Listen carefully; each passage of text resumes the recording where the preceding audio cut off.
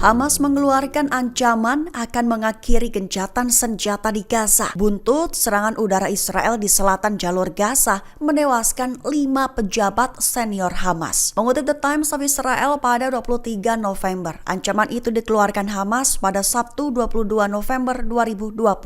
Perlu digarisbawahi terlebih dahulu, serangan dan bentrokan pada Sabtu kemarin menandai satu hari paling mematikan di Gaza sejak gencatan senjata. Lantaran baik Israel maupun Hamas menuduh pihak lain melanggar ketentuannya, di mana akibat serangan itu total 21 orang tewas dan menurut kantor Perdana Menteri Benjamin Netanyahu, jumlah itu termasuk 5 pejabat senior Hamas yang tewas. Menurut seorang pejabat Israel, target satu di antara serangan adalah Ala Hadidi, kepala pasokan di markas besar produksi senjata Hamas. Sementara keempat pejabat Hamas lainnya yang disebutkan PMO tewas dalam serangan itu tidak diumumkan. Lantas sebagai respons, Hamas mengaku siap untuk mengakhiri gencatan senjata selama 6 minggu atas apa yang disebutnya pelanggaran Israel. Adapun ancaman itu diumumkan Hamas yang disampaikan kepada Amerika Serikat melalui mediator Arab.